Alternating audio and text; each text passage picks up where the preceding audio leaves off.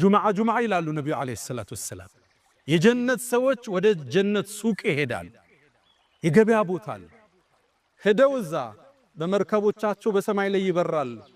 እዛ የሚያርፉና የፈለጉትን ይዘው ወደ ግዛታቸው የሚመለሱበት ከነቢያት ጋር ይገናኛሉ። የጀነት ንፋስ ትመጣለች። ሚስክል ምናምንም ትረጫቸዋለች ላያቸው ላይ። ወደ ቤታቸው ሲመለሱ ዕቃቸውን ይዘው ፊታቸው አምሯል፣ በርቷል። ሚስቶቻቸው ይሏቸዋል ከኛ ከተለያችሁ በኋላ ምንድነው ውበት ጨመራችሁ ይሏቸዋል። ባሎችም ለሚስቶቻቸው ይላሉ እናንተስ እንዲህ ነው እንዴት ተናችሁ ሄድ ነው ውበት ጨመራችሁ ሳይባባላል። ሁሌም ውበት፣ ሁሌም ደስታ፣ ሁሌም ምቾት፣ ሰቀቀን የሌለበት ዓለም፣ ፍርሃት የሌለበት ዓለም፣ ጨለማ የሌለበት ዓለም፣ ምናባዊ ቅዠት የሌለበት ዓለም፣ ስጋት የሌለበት ዓለም፣ ሞት የሌለበት ዓለም ጀነት። አላህ ከነሱ ከባሮቹ አላህ ያድርገን። እቺ ጀነት የተለያየ ደረጃ አላት ይላሉ ነብዩ አለይሂ ሰላቱ ወሰለም። ዝቅተኛው የምድርን 10 እጥፍ ግዛት የሚሰጠው።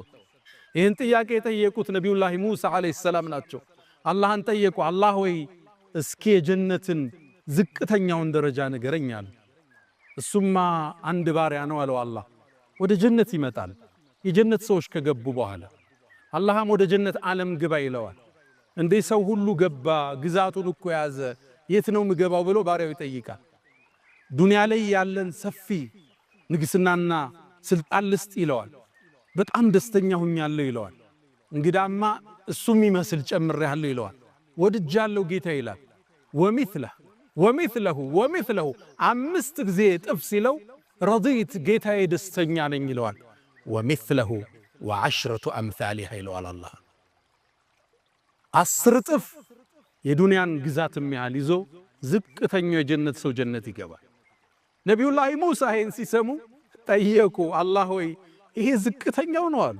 ከፍተኞቹስ አሉ። እነሱም አለ አላህ ኡላኢከ አለዚነ አረድት እኔማ እኔ የመረጥኳቸው ናቸው።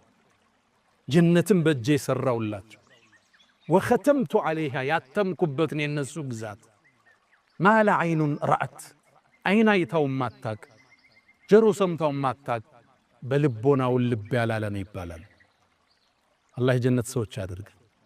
ታዲያ የጀነት ሰዎች በተለያየ ደረጃ ይገባሉ። እንደ ስራችን እንለያያለን።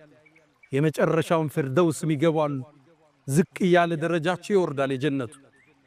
ታዲያ ይላሉ ነብዩ አለይሂ ሰላቱ ወሰለም አንዳንዱ አባት ጥሩ ይሆንና ልጁ ስራው ዝቅተኛ ሊሆን ይችላል።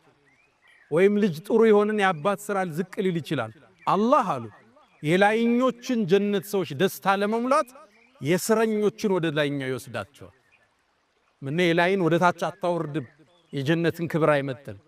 ለሱ ክብር ሲባል የሱ ደስታ እንዲሞላ ሲባል ዘመዶቹን ዘሮቹን ወደሱ እንዲወሰዱ ይደረጋል። እሱ ወዳለበት ውብ ዓለም።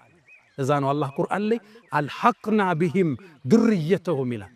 ዘሮቻቸውንም እናስከትላቸዋለን አላህ ይላል። ጀነትን ተከታትለው ከነ ቤተሰቦቻቸው ከሚወገቡባት አላህ ያድርገን።